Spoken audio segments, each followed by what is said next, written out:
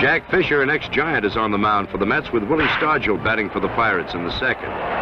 Willie wallops a 350-foot home run into the right field seats for the first hit in Shea Stadium. Rod Kirill at third. Ron Hunt at second. A count of 2-2 to Snyder. And he throws this one deep to right, going. It's a home run. The Mets win by a score of 3-2. The Mets win it 3-2 on Snyder's home run into the upper deck in right field. Hey, listen to that crowd.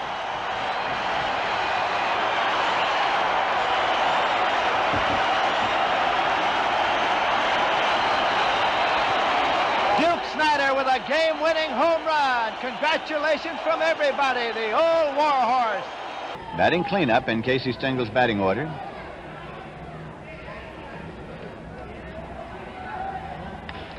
And there's a base hit, number 2,000 in his career for Duke Snyder.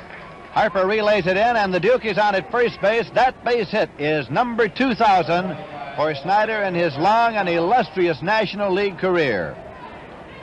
It is the first hit tonight for the New York Mets off Jim Maloney. The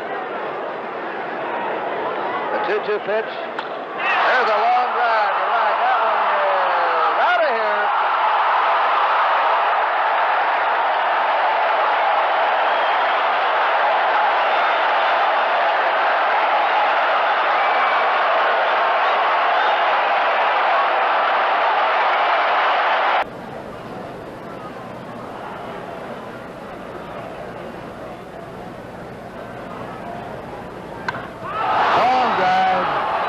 Goodbye.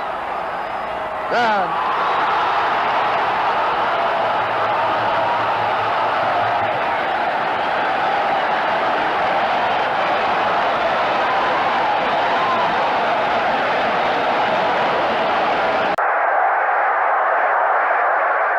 And the pitch back, a curve, chopped out to third. Garrett has the ball, a throw to first. And the Mets are the National League champions.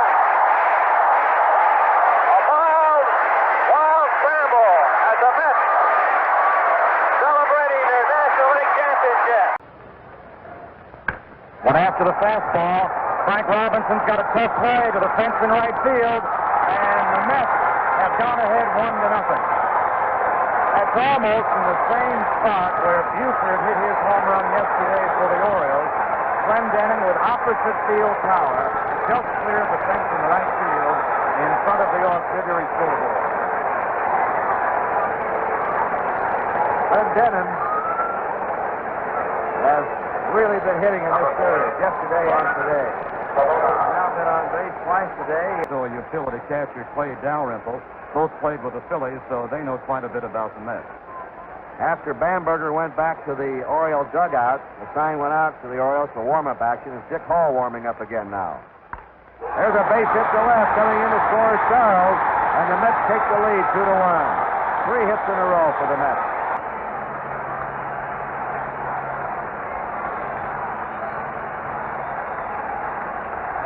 There go the runners. There's a ground ball to Charles. Makes the bag to throw to first. He had ideas to go to third. He would have been late there. He went to first. Clendenin dug it out of the dirt, and the Mets win it 2-1. There's a drive hit to deep center. Blair going back, and that one is gone.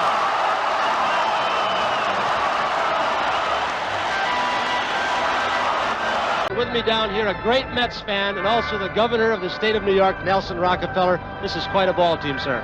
Tommy, this is the greatest. Never seen anything like it, and it's just wonderful to welcome everybody here to the Shea Stadium. They're sure making some great plays behind Gentry. Well, Gentry, not only is pitching, but when he knocked in that double, fantastic. And as for A.G., that first home run in the first inning, I want to say this is the most exciting game, and this is just pulling New York City and New York State together, solid behind the Mets. Governor Nelson Rockefeller, thank you so much. Let's go on back upstairs. Thank you, Lindsay. Down here with me in it, one of their all-time great managers, my old manager, Casey Stengel. Casey, Gentry certainly lost it fast, didn't he? Yes, I think that he was getting a little too excited this time. He's anxious to win. And, of course, being that many runs behind, to have the take sign on. And you could tell that the hitter was just irritating him and to try and make him throw that ball over the plate. But they were told to wait out Now the dangerous part is it's a wonderful pitcher going in. He's a young man. The idea is with 3 men on bases, can you throw a strike? Now, if you can't throw a strike, you're in bad shape now. But the kid did pitch wonderful up to this hour, and he wasn't very heavy. You know, he's not too heavy a kid, and I think he was pitching a little too fast with the take sign up. Thank you very much, Casey fans. You heard it from the expert, Casey Stengel. Let's go on back upstairs. Gary Gentry's pitch. A high foul. This may have a shot on this. Kempski right on the edge of the Met dugout. Or a crane pool, I should say. Crane pool.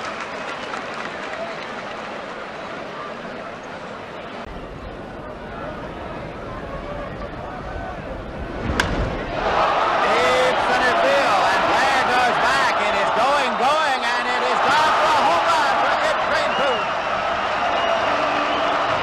So Ryan will be here in a moment. There's a break in the action here at Shea Stadium, New York. The count is 0-2.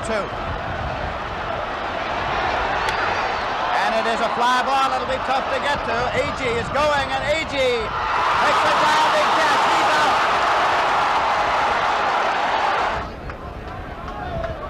Payoff pitch. Deep left field, and it is Cleon Jones at the wall, and Agee makes the catch. Agee and Jones both there, and Agee took the fly ball at the wall. He is out of there on strikes. Payoff pitch. Struck him out with a fastball. Second strikeout for Ryan. Nolan Ryan working in relief of Gary Gentry, who is the pitcher of record. A high fly ball to short right field. Rod Gasper's there. One away. Tommy Agee's performance here at Shea Stadium today will go down in World Series record books as one of those great days that fans remember. That's a drive to right. Gasper right there. This will be a 2-strike delivery. In there for a call, strike 3. Struck him out with a breaking pitch. Struck him out with the curveball, and the New York Mets win the ball game. Gary Gentry gets the win, and the Mets go up 2-1. Tom Seaver with the pitch. Changes speed, gets it in there for a call strike. Breaking pitch, it's 1-1. And now Shag Crawford has turned and pointed the finger. And Crawford moves on over toward the dugout. And that's Earl Weaver, the manager of the Baltimore Orioles, coming out now. Shag Crawford calling balls and strikes here today. And Weaver's just behind him as he moves back, and he's out of the ball game. Earl Weaver has been thrown out of this World Series. Their gesture is repeated.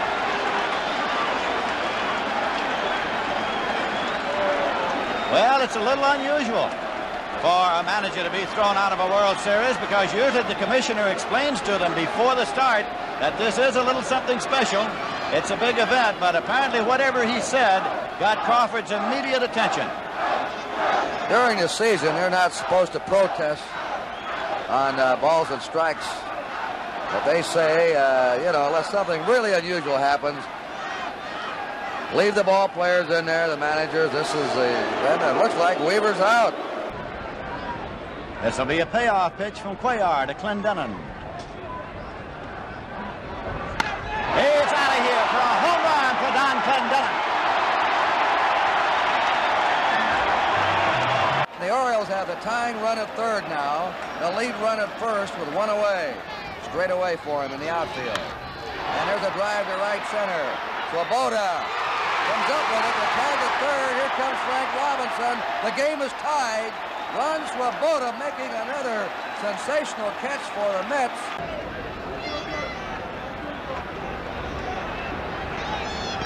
One-two delivery. Breaking pitch struck him out. So we'll be going to the bottom of the 10th. Strikeout number 6 for Seaver. Runners at first and second, nobody out. Tommy Agee on deck. He squares to bunt. Bunts the ball, a good one. It's taken now by Rickett. Throws to first, and it hit him in the back. Here comes the winning run. The ball is in play. The Mets win the ball game. The Mets win ball game by a score of 2-1 as the throw hit Martin in the back. It was in play off in short right field, and pinch runner Gaspar scored from second, and the New York Mets won it in the bottom half of the 10th inning. Nancy Seaver getting congratulations all around. Her husband Tom gets credit for the victory. J.C. Martin in the midst of that laying down what he intended to be a sacrifice bunt. Nancy is a happy, happy girl as Tom Seaver has his first World Series victory ever. The New York Mets have gone ahead of the Baltimore Orioles in World Series play 3-1. The Mets have had only 3 hits off of Dave McNally, who's been thoroughly in command. Leon skipping to get out of the way, and it's ball 1. He starts down to first base, and DeMuro calls him back. So Cleon thought he was hit by the pitch ball, and now comes Yogi Berra down from the coaching lines at first, about halfway. And Gil Hodges carrying the baseball. It's coming over now. Hodges showing the baseball to DeMuro. Hodges, we might have a shoe polish play here. Remember the Nippy Jones shoe polish play in the 1957 World Series at Milwaukee? Hodges showing it to Lou DeMuro, who awards first base. Another shoe polish play here at Shea Stadium.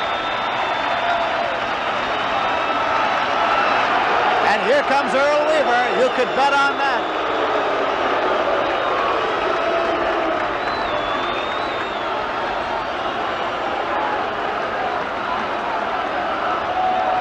You see 2 complete different approaches here from the managers.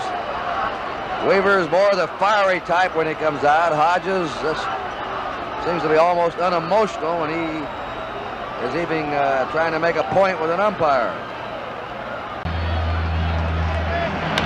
Way back in left field. Buford goes to the wall. It's going, gone for a home run for Clendenin. Clendenin's 3rd home run in this World Series. It is Baltimore 3 and the Mets 2. Breaking pitches hit in the air down the left field line. Buford is racing over and he can't get it. He short-hopped it. Jones is coming home. There'll be no play at the plate. He scores and Swoboda goes to second on the throw. The Mets are leading by a score of 4-3. Ron Swoboda. That's a fly ball to deep left, and Buford breaks back now. It's going, and it is gone for a home run for Al Weiss.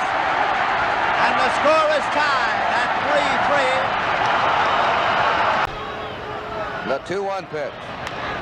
There's a fly ball hit out to left. Waiting is Jones. The Mets are the world champions. Gary Koosman being mobbed. Look at this scene. He nearly tore this ballpark apart when the Mets clinched their division pennant against the Cardinals. Here's the Met locker room. The Mets had 5 runs, 7 hits, no errors. The Orioles 3 runs, 5 hits, 2 errors. Sport Magazine has declared Don Clendenin as the outstanding player of the series, and he wins himself a new dog. And it was a come-from-behind victory for the Mets today. They were trailing 3-0. The celebration of the new world champions of baseball, the New York Mets, the final score. New York, 5 runs, 7 hits, and no errors. Baltimore, 3 runs, 5 hits, and 2 errors.